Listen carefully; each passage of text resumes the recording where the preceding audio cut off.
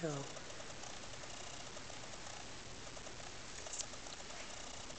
Imagine the smell of onions cooking, the sound of meat sizzling in the pan. Yes, it's dinner cooking, a delicious steak. Steaks are in high demand right now as they become part of America's favorite dinners. As a rancher, you should be proud of the demand for your quality products. I want to help you better your cattle operation and explain to you why an advice change is good. Proper management by cattle ranchers makes all the difference. The way ranchers inject their cattle has been a controversy in the agricultural world. According to Mr. Ishmael and his beef quality assurance is a stewardship tool. A way to mediate these problems is the beef quality assurance program, and I believe ranchers should follow this program. To start at the beginning, the beef industry is the root of the issue. According to Mr. Ishmael, the beef industry reached a crisis in the early 1990s by injecting cattle into the round or hindquarters and degrading the beef quality. They were injecting the cattle in the round and loin area, which is one of the biggest cuts and is the highest quality cut. By injecting them here, they were damaging the meat. According to Lee, Yin, Wang, and Mayo, beef quality assurance, injection sites, and techniques, they said that muscle damage, loss of tenderness and flavor can be resulted from injecting in these high-quality cuts. Ishmael said that up to 4 inches of the surrounding area of the meat can be damaged. Ruth Ford's beef quality audit shows improvements and challenges, says that consumers are unsatisfied with the quality of beef.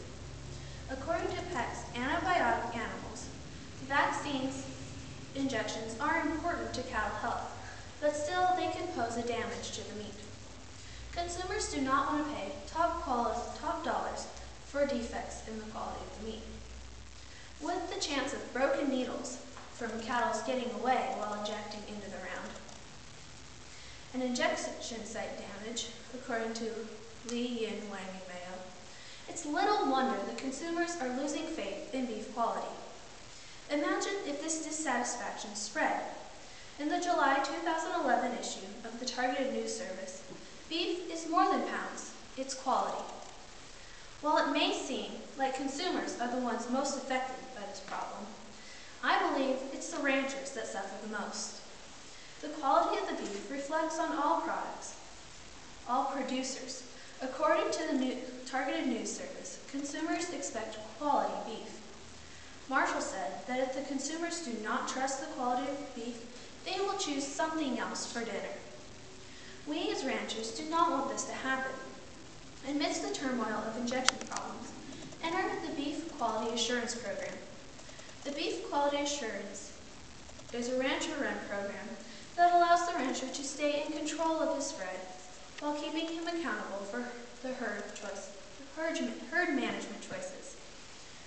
Ranchers do not like extensive regulations on how to run their cattle spreads. The Beef Quality Assurance Program lets ranchers make their own decisions while letting the public know that the ranchers are taking care of their cattle. According to Rutherford, the beef quality has improved since the Beef Quality Assurance Program has been implemented. He also said that food safety is the priority of the Beef Quality Assurance Program. The Beef Quality Assurance Program is simple to follow and benefits the ranchers and consumers. The first part of the BQA program is to acquire a BQA certificate, which includes a course in animal husbandry. The second part of the BQA program is the ranchers follow through with what they've learned with proper care for their animals.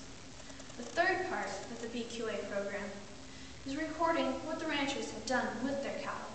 This is very important for vaccines. You write down the date used, what vaccines were used, and where they were given. Imagine what would happen to the beef industry if the Beef Quality Assurance Program became part of a rancher's spread, or if the Beef Quality Assurance Program became history. Ishmael said that the Beef Quality Assurance Program is important for the future of the beef industry. According to the Targeted News Service, without proper action to the problem, beef industry will enter a downward spiral, with ranchers injecting in unsafe areas and downgrading the quality of the beef, and consumers losing faith in the beef industry. Marshall said, with proper action, the beef industry will regain strength and trust from the consumers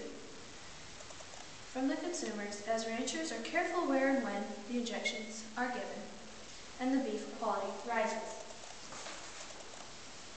As you can see, as the beef quality drops, the demand drops, and the beef price drops.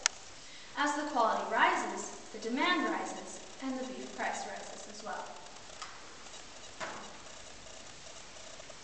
As you can see, this problem has a clean-cut solution which satisfies both sides. Therefore, I urge you not to inject cattle in the round, but in lower quality cut, the neck. Through American ingenuity, the problem of beef cattle injections can come to a safe and satisfactory conclusion for both the rancher and the consumer. With the beef quality assurance, both parties will be satisfied. Through hard work and record keeping, we ranchers can restore faith consumers have in beef quality. Are there any questions?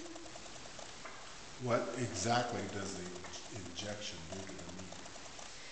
The injection, when you inject the cattle into the muscle, then it not only pierces the skin but the muscle as well and can break the strands in the meat, which make it tougher.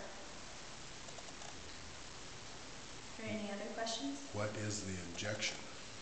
The injection can be a vaccine, antibiotics if the cattle get sick, or it can be for, like especially during branding and weaning, they give the calves injections to help them stay strong, so then they build their immune system when they're young, so they won't get sick, so you won't have to use injections later. But because the loin and round area heal a lot slower, then there can still be damage in the muscles from that when they're slaughtered. Any other questions? Yes?